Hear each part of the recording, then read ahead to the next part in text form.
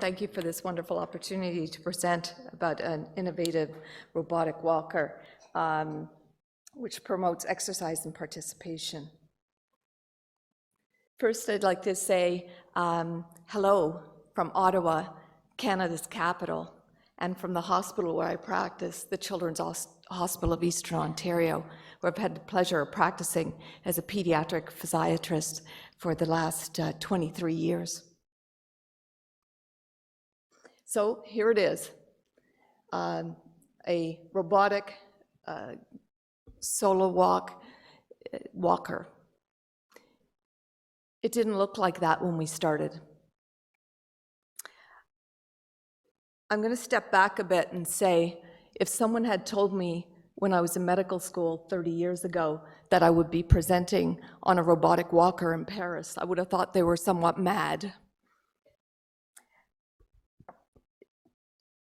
And really where it started was a call from Dr. Darcy Failings. Most of you here will know Dr. Failings. Are you in the audience?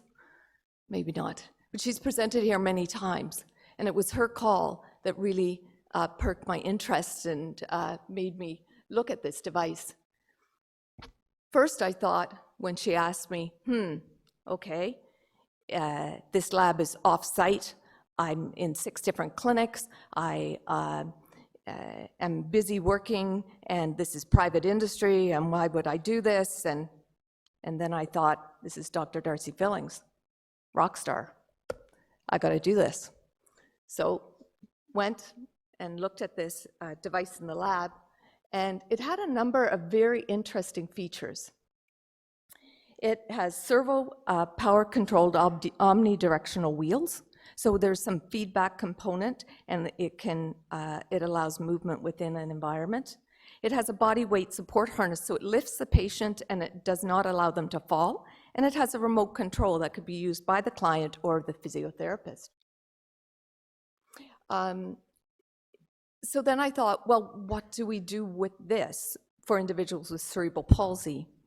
I thought of the children that are now becoming youth, that are getting heavier and having more difficulty walking and really often give up in walking. And so that's where we focused. We took a young man who had a very long history, who was 17 years of age, who was born as a twin and weighed about 1,000 grams, had seizures, had hip subluxations, had multiple level surgeries. And I thought, I wonder. Really, I wasn't too optimistic, but we gave it a try. The surgeon said they could do no more. He'd been in a wheelchair for 2 years. And although I wasn't optimistic, I was pleasantly surprised. He walked a total of 40 meters in our first 60-minute session, and the feedback from the youth and the family was positive. And this is for Dr. Rosenbaum, if he's in the audience. A very proud grandpa at that session who sent us a week later a note saying, I was dreaming of this day since this child was born. So what to do from there? Well, we needed to test it on more patients, and in come my very brilliant assistant, at that time a fellow, and now a wonderful co-worker who's a physiotherapist, a pediatrician, and now has a fellowship in pediatric physiatry, Dr. Hannah Alazam, who took this on as her fellowship project, and our research assistant, Sarah Zadie, who's with us here today.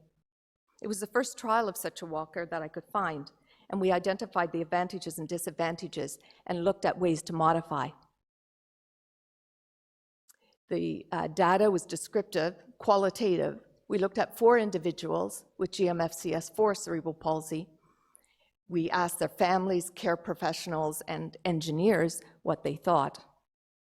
We did semi-structured interviews, pre and post use of the device. There was audio, video, recorded, and goodness love her patients. Dr. Alazam wrote out all of the results and did a thematic analysis. There was a second member review, that was me. And what did they tell us?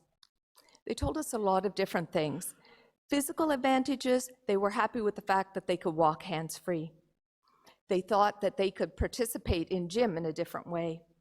They liked the fact that their heart rate was elevated and that they could work up a sweat. Socially, they dreamed of using such a device to go to the bathroom by themselves in the school and to participate in the classroom in a different way. Physical disadvantages, we had work to do on that harness. It wasn't always comfortable. Social disadvantages, they wanted to use it outside and the device wasn't quite there yet. And this is the mind map, which has more detail of the thematic analysis.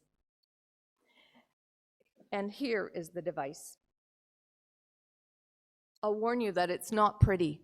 This gentleman who was in the pilot study, pretty from a physiotherapy perspective and a gait perspective, but it was very functional. This boy hadn't walked for 2 years.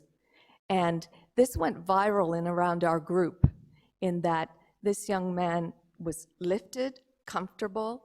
The care provider, who had trouble now lifting him into his manual walker, was excited not to have to do that. And he gave his mom an upright hug, which he hadn't been able to do since he was about 8 years of age. It was a great day for the family.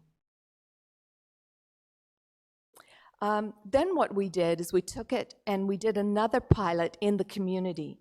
We went into a gym setting. We looked at some objective heart rate, activity, participation outcomes. We partnered with the Whitby Ability Center, which had a 125,000 square foot fully accessible gym facility. The group looked very similar to our initial client. Very complicated, high GM-FCS levels. Heart rates were increased. Oh, and I think I just went to my final slide, which I worried would happen. They were able to run, they were able to kick a ball and throw a ball. So we considered that successful participation. And next steps, really, please come to our talk at 3:30 this afternoon, and we will be in the Louis Armand Est, and we will tell you what our next dreams are for these devices and similar devices. Thank you.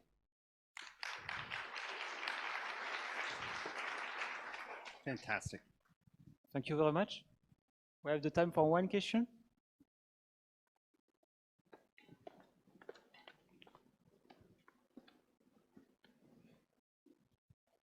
Any question from the floor? Yes, in the front. Do we have a question? I don't know if this thing's on or not. I can't tell. Am I on? Okay. Thank you. That was a really interesting presentation. In your thematic analysis, were there any differences between the perspectives of your different stakeholders? Well, that's a really good question. I think I'm not sure that we broke it down that way, to be honest with you. We more looked for themes that were common overall and how common they were to put them in different categories. But it would be very interesting. I think obviously the youth and the families were looking at more function, and the engineers more the design of the equipment. But I will go back, and I would love to have a closer look from that perspective. I think you'd have seen the dissenting voices, though, if they'd been there. Absolutely. Thank you. Was there one more, or we're done? Yeah, let's take another one, because where's our next presenter?